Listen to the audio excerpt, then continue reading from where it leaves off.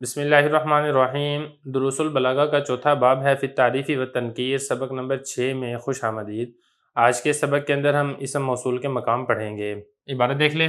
وَالتَّنْبِیہِ عَلَى الْخَطَإِ نَحْوُ إِنَّ الَّذِينَ تَرَوْنَ إِخْوَانَكُمْ يَشْفِي غَلِيلُ صُدُورِهِمْ أَنْ تُسْرَعُوا وَتَفْخِيمِ شَأْنِ الْمَحْكُومِ بِهِ نَحْوُ إِنَّ الَّذِي سَمَكَ السَّمَاءَ بَنَى لَنَا بَيْتًا دَعَائِؤُهُ أَعَزُّ وَأَطْوَلُ وَالتَّحْوِيلِ تَعْظِيمًا وَتَحْقِيرًا نَحْوُ فَغَشِيَهُم مِّنَ الْيَمِّ مَا غَشِيَهُم وَمَن لَّمْ يَدْرِ حَقِيقَةَ الْحَالِ قَالَ مَا قَالَ وَالتَّحَكُّمِ نَحْوُ يَا أَيُّهَا الَّذِي نُزِّلَ عَلَيْهِ الذِّكْرُ إِنَّكَ لَمَجْنُونٌ۔ ترجمہ دیکھ لیں۔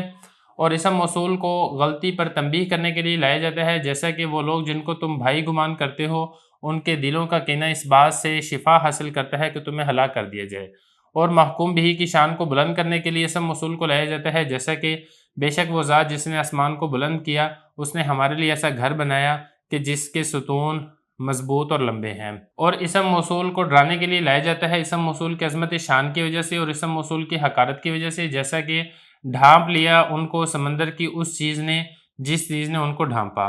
اور جو شخص حقیقت حال کو نہیں جانتا ہے وہ کہتا ہے جو وہ کہنا چاہتا ہے۔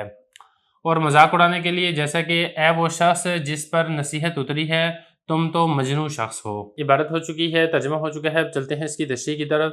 اسم موصول کے ہم مقامات پڑھ رہے ہیں۔ گزشتہ سبق کے اندر جو ہم نے آخری مقام پڑھا تھا وہ یہ تھا کہ مخاطب کے علاوہ سے حال کو، حقیقت کو چھپانے کے لیے اسم موصول کو لایا جاتا ہے۔ اسی طرح اسم موصول کو دیگر مقاصد کے لیے بھی لایا جاتا ہے۔ 3 مقاصد ہم آج کے سبق کے اندر پڑھیں گے۔ پہلا مقصد ہے غلطی پر تنبیہ کرنے کے لیے بھی اسم موصول کو لایا جاتا ہے۔ اب اس کی مثال میں ایک شاعر کا شعر لے کر آئے، شعر دیکھ لیں۔ ان الذین ترون اخوانکم یشفی غلیل صدورہم ان تسرعوا۔ کچھ الفاظ ہیں ان کے لغوی صرفی تحقیق کر لیتے ہیں، شعر کا مطلب سمجھ لیتے ہیں، پھر اس میں جو محل استشہاد ہے اس کے بارے میں ہم انشاءاللہ بات کریں گے۔ پہلا لفظ دیکھیں، ترونا، رآ یرا رؤیتن، باب اس کا فتح یفتح آتا ہے اور اس کا معنی ہوتا ہے دیکھنا۔ جمع مذکر کا صیغہ ہے فعل مضارع معلوم کا۔ اخوان یہ جمع ہے اخن کی، بھائی کو کہا جاتا ہے۔ شفا یشفی، باب اس کا ضرب یضرب ہوتا ہے اور اس کا معنی ہوتا ہے شفا حاصل کرنا، بیماری سے صحت یاب ہونا۔ صدور یہ صدر کی جمع ہے، سینے کو کہا جاتا ہے۔ تسرع، سرع یسرع، باب اس کا ضرب یضرب ہوتا ہے اور اس کا معنی ہوتا ہے پچھاڑنا، زمین پر گرانا۔ اسی سے مضارع مجہول کا صیغہ ہے، یعنی کہ تمہیں پچھاڑ دیا جائے، تمہیں زمین پر گرا دیا جائے، کنایہ ہے ہلاک کرنے سے۔ اب شعر کا مطلب کیا ہے؟ شعر کا مطلب یہ ہے کہ وہ لوگ جن کو تم اپنا بھائی سمجھتے ہو ان کے سینوں کے اندر کینہ اور بغض اور نفرت بھری ہوئی ہے۔ ان کے جو سینے کا کینہ ہے وہ اس وقت شفا پائے گا، یعنی ان کے سینوں کا کینہ اور بغض اس وقت ختم ہوگا جب تم ہلاک کر دیے جاؤ گے۔ مطلب یہ ہے کہ ان کے دلوں کے اندر پوشیدہ طور پر تمہاری نفرت اور تمہاری دشمنی بھری ہوئی ہے، پھر بھی اگر تم ان لوگوں کو بھائی سمجھتے ہو تو یہ تمہاری غلطی ہے۔ اسی غلطی پر متنبہ کرنے کے لیے یہاں پر اسم موصول ان الذین آ رہا ہے۔ اب محل استشہاد اس کا کیا ہے؟ وہ یہ ہے ان الذین ترونہم۔ تو یہاں پر جو الذین اسم موصول لے کر آئے ہیں یہ غلطی پر تنبیہ کرنے کے لیے لے کر آئے ہیں کہ جن لوگوں کو تم اپنا بھائی گمان کر رہے ہو، بھائی سمجھ رہے ہو، تم غلطی پر ہو، ان لوگوں کو تم اپنا بھائی گمان نہ کرو، ان لوگوں کو تم اپنا بھائی مت سمجھو۔ اس کے بعد آگے دیکھیں، وتفخیم شان المحکوم بھی۔ محکوم بھی مطلب کیا ہے یہاں پہ؟ خبر، کیونکہ آپ کو معلوم ہے ایک ہوتا ہے محکوم علیہ اور ایک ہوتا ہے محکوم بھی۔ محکوم علیہ مبتدا بھی ہوتا ہے اور محکوم بھی خبر بھی ہوتا ہے۔ تو بعض اوقات ایسا بھی ہوتا ہے کہ اسم موصول کو اس لیے لایا جاتا ہے تاکہ محکوم بھی یعنی خبر کی شان کو بڑھانے کے لیے اور اس کی عظمت شان بتانے کے لیے بھی اسم موصول کا استعمال کیا جاتا ہے۔ اب اس کے لیے ایک شعر لے کر آئے ہیں، شعر دیکھ لیں۔ ان الذی سمک السماء بنا لنا بیتا دعائمہ اعز واطول۔ اب چلتے ہیں شعر کی لغوی صرفی تحقیق کی طرف۔ پہلا لفظ ہے سمکا، سمکا یسمکو، باب اس کا آتا ہے نصر ینصر اور اس کا معنی ہوتا ہے بلند کرنا۔ سما یہ واحد ہے، آسمان کو کہا جاتا ہے، اس کی جمع سماوات آتی ہے۔ اور اس کے بعد آگے لفظ ہے بنا، بنا یبنی، باب اس کا ضرب یضرب آتا ہے اور اس کا معنی ہوتا ہے بنانا۔ بیت گھر کو کہا جاتا ہے، اس کی جمع بیوت آتی ہے۔ آگے لفظ ہے دعائم، یہ جمع ہے دعامتن کی، ستون کو کہا جاتا ہے۔ اعز، عز یعز، باب اس کا ضرب یضرب آتا ہے اور اسی سے یہ اسم تفضیل کا صیغہ ہے، مطلب ہے زیادہ عزت والا ہونا۔ اطول، طال یطول، اس کا مطلب طویل ہونا، لمبا ہونا، اسی سے اسم تفضیل کا صیغہ ہے۔ اب اس کے لیے ایک شعر لے کر آئے، شعر کو دیکھ لیں۔ اس میں کچھ الفاظ ہیں، اس کے بارے میں بات کرتے ہیں۔ پہلا لفظ ہے سمکا، سمکا یسمکو، باب اس کا نصر ینصر آتا ہے، اس کا معنی ہوتا ہے بلند کرنا۔ آگے ہے سما، آسمان کو کہا جاتا ہے، اس کی جمع سماوات آتی ہے۔ بنا یبنی، باب اس کا ضرب یضرب آتا ہے، واحد مذکر غائب فعل ماضی معلوم کا صیغہ ہے، مطلب بنانا۔ بیت کہا جاتا ہے گھر کو۔ اور دعائم، اصل لفظ دعائم ہے، جس وقت عبارت پڑھی تھی تو اس وقت غلطی ہو گئی تھی تو اس کی تصحیح کر لیں۔ دعائم یہ دعامتن کی جمع ہے، ستون کو کہا جاتا ہے۔ اعز، عز یعز، باب اس کا ضرب یضرب آتا ہے، اسی سے اسم تفضیل کا صیغہ ہے، زیادہ عزت والا ہونا۔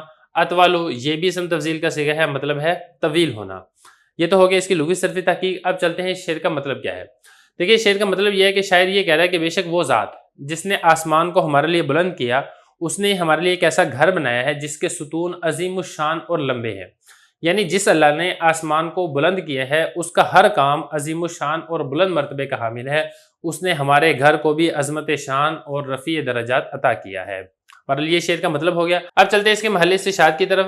محل استشہاد ہے الذی سما کا سما، تو یہاں پر الذی اسم موصول لا کر محکوم بھی یعنی جو شاعر کا گھر ہے اس کی عظمت کی طرف اشارہ کیا جا رہا ہے۔ اس کے بعد آگے دیکھیں وَالتَّحْوِيلِ تَعْظِيمًا وَتَحْقِيرًا، مطلب یہ ہے کہ کسی واقعے کو بڑا اور خطرناک بنا کر پیش کرنے کے لیے بھی اسم موصول کا استعمال کیا جاتا ہے۔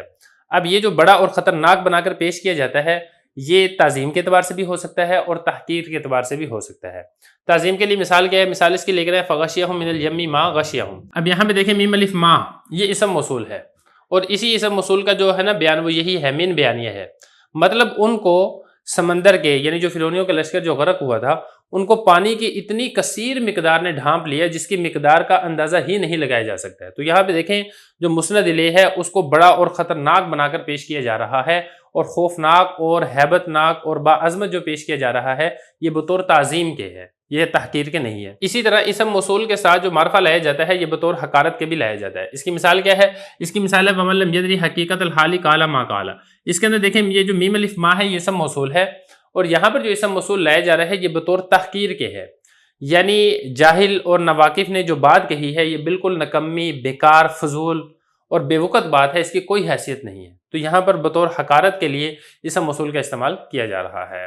آخری اسم موصول لانے کا مقام ہے تحکم، یعنی مذاق اڑانے کے لیے، استہزاء کے لیے بھی اسم موصول کا استعمال کیا جاتا ہے۔ اس کی مثال کیا ہے؟ یا ایھا الذی نزل علیہ الذکر انک لمجنون۔